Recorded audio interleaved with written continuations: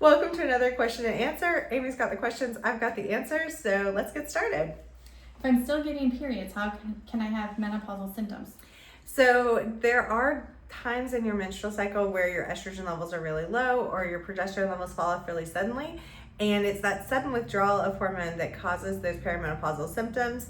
Then new cycle gets started, things get back to feeling kind of normal about 3 to 4 days later, and how long during the cycle that lasts goes from 1 week to 2 weeks to 3 weeks to kind of feeling like that all the time. You don't have to go through that though, because we're here to help with that. If I'm still getting periods, should I get my hormones checked?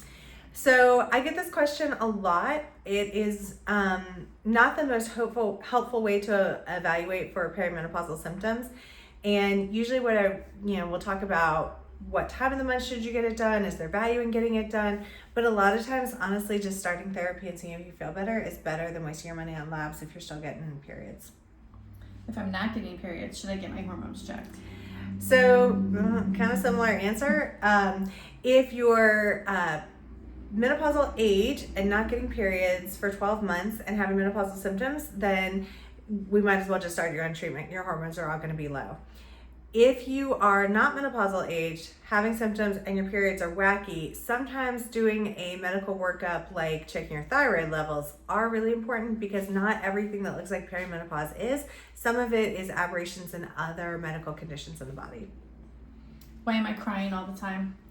Because you are so happy that you now work for me. Did I get that one right? Yeah, so one of the things that happens when you're in your 40s is sometimes you feel like you're on an emotional roller coaster that nobody else is on with you. And a lot of times as your hormones are shifting really significantly, then it makes it harder to cope with things that used to be really easy to cope with. And so a lot of times that comes out as suddenly I'm crying a lot more. I mean, even me, maybe sometimes a little bit, just spidgems. But no, this is one of the things that I think is most annoying, especially for professional women, is that suddenly our emotions aren't as contained as we would like them to be. And it can be a lot harder to keep some looks off of our face that maybe we wish other people wouldn't see. So that's why you need more Botox, right? So you can just be frozen faced, right? No, just kidding. Is brain fog really a thing? Yes, brain fog is really a thing, and difficulty with finding words and putting sentences together and using words that are 3 or more syllables. That is a thing. That is definitely a thing. Wandering into a room and wondering why you're there, that is a thing. So if it is happening a lot to you, then come talk to us, because 1, we should make sure there's no underlying medical issues, and 2, if it's a hormone thing, then we can definitely help make that better. If I'm getting periods, am I a candidate for HRT? So yes, there are times of the month when you are going to feel a little lower. And so sometimes there are different things that we do, just depending on what the symptoms are, what the patient wants. But sometimes it's supplementing progesterone later in the cycle. Sometimes it's an all-month-long HRT.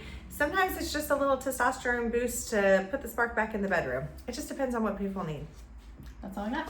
All right. Well, thank you for all your questions, and keep them coming. Feel free to send them to advancedgynwellness@gmail.com. Thanks. Have a great day.